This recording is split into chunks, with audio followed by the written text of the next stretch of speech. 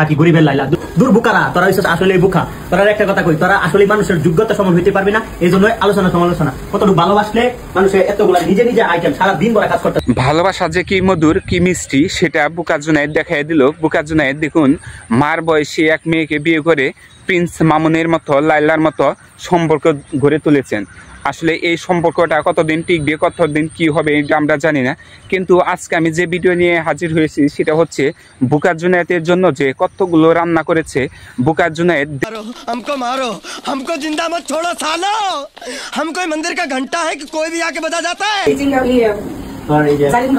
জালি কুমড়া দিন দিয়া তারপরে রুই মাছ বোনা গরুর মাংস মুরগির মাংস মুরগি না না এটা গরুর মাংস এটা মুরগির মাংস। আচ্ছা আর এটা হচ্ছে ভাজি দুই রকমের ভাজি শুটকি বোনা আলু ভাজি।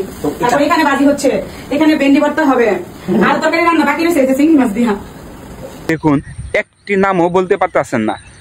চিংড়ি মাছ গরুর মাংস বোনা পোলট্রির মাংস খাসির মাংস এগুলো যে উনি উচ্চারণ করবে উচ্চারণটাই ঠিকভাবে করতে পারতেছে না, অথচ উনি যে খাবারগুলো খাচ্ছে কেমনে খাবে এটা আমার প্রশ্ন। ভালোবাসা সবই হচ্ছে ভালোবাসা বুঝছো আর ফুটানি দেখে না বুঝো না ব্যাপারটা ফুটানি দেখে না ফুটানি খারাপ দেখা যায় না তোমার মতো এই যে তোমরা বলো না লাইলা সাইডে তো যেতে না লাইলা ফুটানি দেখা কারণ মেয়ে তামান্নার সাথে ইমরান এবং সুমাইয়ার একটু সমস্যার কারণে তামান্না চলে যায়। তো এখন হচ্ছে বুকা জুনায়েদ ইমরানের কাছ থেকে চলে গেছে, তার জন্য দেখুন চলে যাওয়ার পরই প্রিন্স মামুন লাইলা যেভাবে একটি সংসার গড়ে তুলছিল তেমনি এইরকম একটা বয়স্ক মহিলাকে বিয়ে করে সংসার গড়ে তুলতেছেন বুকা জুনায়েদ।